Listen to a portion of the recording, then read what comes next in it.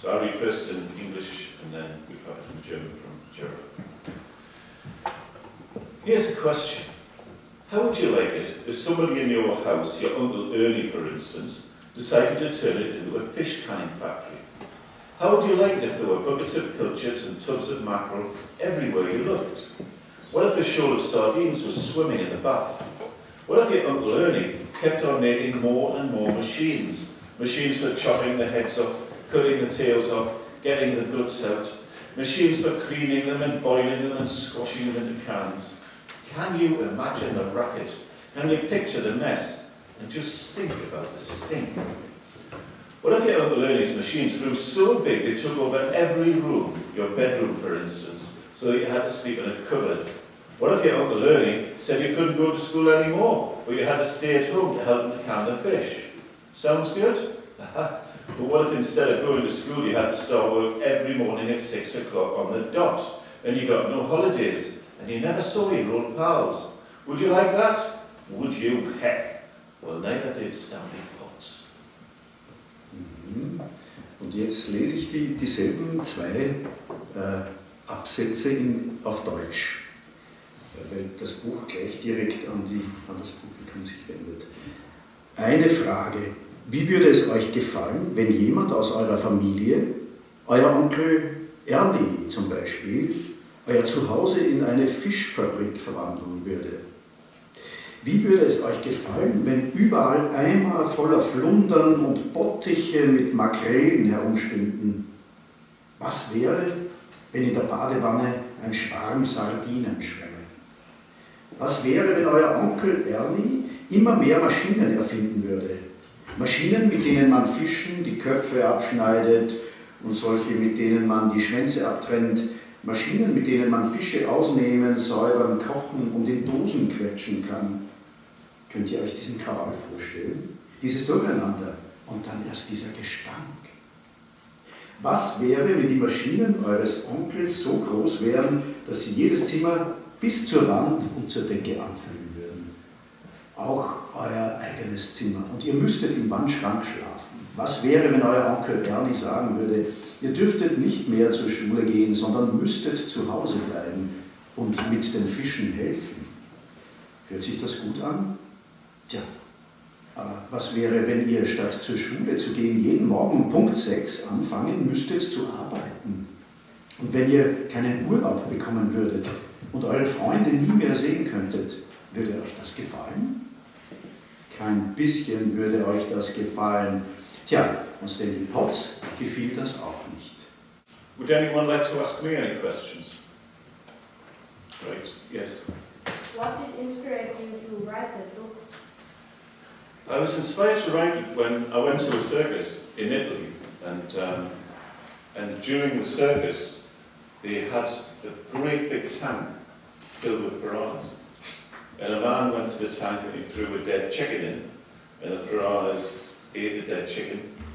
And then the man put a pair of goggles on, and he took his cloak off, and he was wearing some swimming trunks.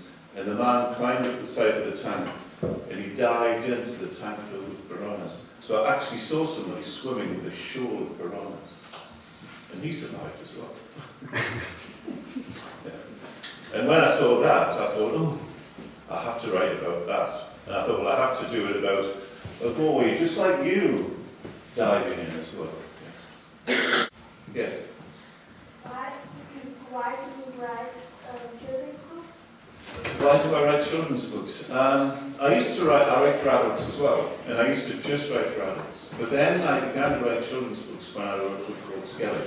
And as soon as I wrote it, I realised it's very exciting to write for young people, because young people are growing up, they're kind of changing all the time. And also, in writing for children, you can do things like work with illustrators, and I love to work with illustrators. I work in theatre, I like to do all kinds of storytelling. Yes? And what did the parents happen To Stan's parents, his dad worked in the shipyards, making ships, and his dad was killed in an accident in the shipyards. And then his mother died, because she'd be so sad. And then his uncle and aunt brought him up, so they looked after him. Yeah. Yes? What was your first book? My first book ever.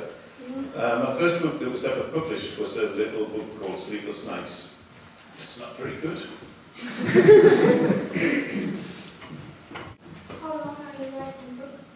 I've always written books. When I was a boy, I used to write books because one of the things about young people is you all write. So when I was little, I used to write books and I just kept on doing it. So I've always been writing books.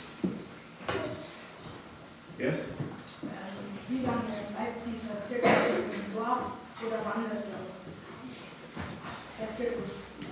Wie lange das wandert? How long does the circus stay in town? Or does he move from town to town? Yeah, he'll keep moving on. This circus stays, I don't know, 2 weeks maybe. Yeah. Genau. Der bleibt immer 2 Wochen und dann geht er weiter in die nächste Stadt oder Dorf. How many books do you write?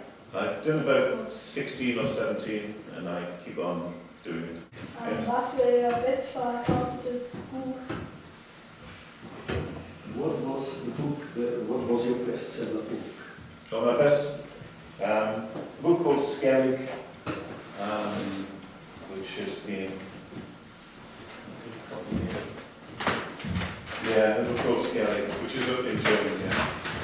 In German, it's Wonders. Skellig in English. This is my best selling book. This is in 40 languages. This is in 40 languages, and it's been a movie and a novel. And sometimes it has a girl as the main character, sometimes it has a boy. It was strange when I wrote Mina, because when I wrote Mina, I felt like Mina. Now, I'm not Mina. One of the tricks you can do as a writer is stop thinking you're you and become somebody else. And if you write pretending you're somebody else, sometimes it makes it easier. And it's very like acting. Writing is like acting. Who likes to act? Who does drama? Anyone do drama? Der spielt gern Theater. Yeah, good. And it's like writing, you become somebody else. So that's what I did with Mina. In this book, I pretended I was called Clay. I'm not called Clay, but in the book I'm called Clay. And that's what you can do. So if you're a girl, you can write as if you're a boy. If you're a boy, you can write as if you're a... Thank you all very, very much, and thank you once again.